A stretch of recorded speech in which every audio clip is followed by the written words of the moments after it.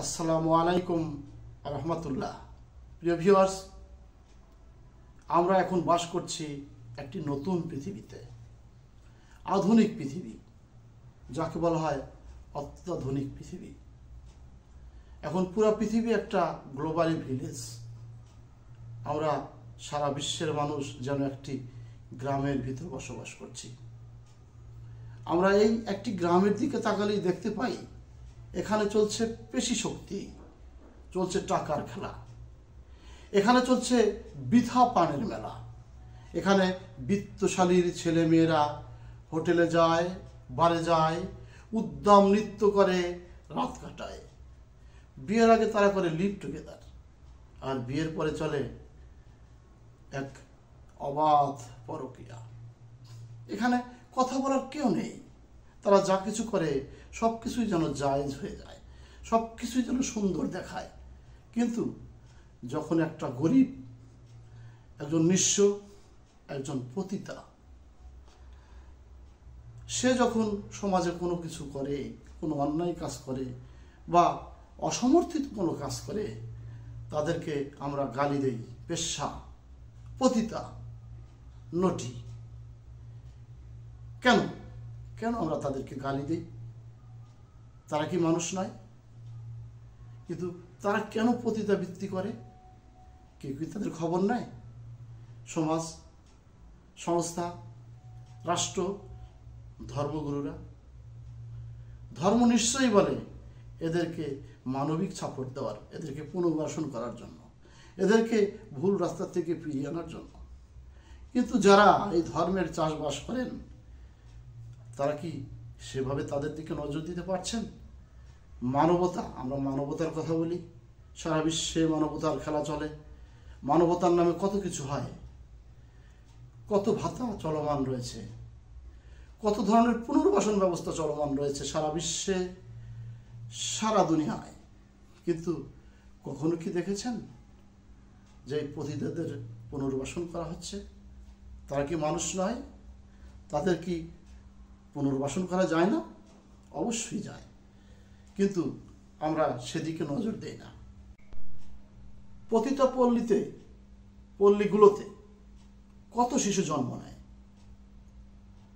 কত বালক, কত বালিকা ওখানে মানুষ হচ্ছে। তাদের কি ওখান থেকে ফিরিয়ে এনে সমাজের মূলধারার স্রোতে তাদেরকে সংযুক্ত করা যায় না? তাদেরকে মিশিয়ে দেওয়া যায় না? অবশ্যই যায়, কিন্তু এই ব্যবস্থাপনা আমাদের সারা দুনিয়াতেই খুবই কম পরিলক্ষিত হচ্ছে। এই যে শিশুরা তাদের জন্মের পর যখন একটু বালক অথবা সাবালিকা হচ্ছে, তখনই তাদের এই জীবন গেল ওই পতিতাবৃত্তির সাথে লেগে যাচ্ছে। এরকম অসংখ্য উদাহরণ রয়েছে। তেমনই একটি উদাহরণ থেকে আমার লেখা এই একটি ছোট্ট কবিতা আমি সকলের উদ্দেশ্যে এই কবিতাটা নিবেদন করছি। কবিতার নাম গণিকার আত্মকথা। লিখেছি আমি নিজে, ফকির মোহাম্মদ আমিনুল ইসলাম। বাবা গেছে তোমায় তখন ফেলে, গর্ভে যখন আমি যাচ্ছি খেলে। সমাজ স্বজন কেউ হলো না সাথী, বেছে নিলে তাই তো আধার রাতি। অভিমানী অসহায় এক নারী, বাঁচার তরে দিলে পদ্মা পারি। ভেসে এসে দৌলদিয়ার ঘাটে জন্ম দিলে তিমির পল্লী বাটে। তখন আমি বুঝি নিয়ে খেলা, নিত্য কেন হেথা লাগে মেলা। বোঝার আগেই চলে গেলে তুমি, আঁকড়ে রইলাম হেথা আধার জমি। বয়স আমার যখন 12-13, যৌনকর্মে লাগলো জীবন গেরো। ষোড়শী আজ হলাম কাজে পাকা, দেহ বিকাই হাতে গুনি টাকা। এখন আমার আকাশ ভরা তারা, রসের লোভে রসিক পাগল পারা। দেহজাত সুখ আর কামনার বানে, ভ্রমর আসে বৃথা যৌন স্নানে। নিত্যবাসর নিত্য নতুন স্বামী, দেহের মাঝে ঝাঁপাই নষ্টকামী। মানতে চায় না ধর্ম স্বাস্থ্যবিধি, এমন করেই ফুটছে আয়ুর নিধি। নিত্যকে বিষ করেছি মধু, বিছানায় হই নিকাবিনে বধূ। মাঝে মাঝে তাই তো ভাবি একা, ভাগ্যে যদি ভিন্ন হতো লেখা। থাকতো মাগো তোমার ঘরে পতি, হতে তুমি পুণ্যময়ী সতী। আমি পেতাম পাশে বাবার ছায়া, বাস্ত সম্ভ্রম থাকতো প্রীতি মায়া।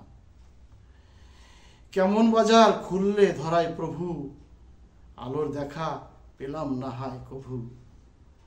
তক্তে বসে দেখছো তুমি সবই, চাও যদি রব হাসবে আমার রবি। কলঙ্কময় এমন জীবনখানি, ইচ্ছে করে আর যাব না টানি। ওপর থেকে মর্তে এসো নামি, পথ হারায় পথ দেখাও অন্তর্যামী। ধন্যবাদ। সকলের সুস্বাস্থ্য এবং দীর্ঘায়ু কামনা করে আজকের মতো এখানে শেষ করছি। আসসালামু আলাইকুম ওয়া রাহমাতুল্লাহি ওয়া বারাকাতুহু।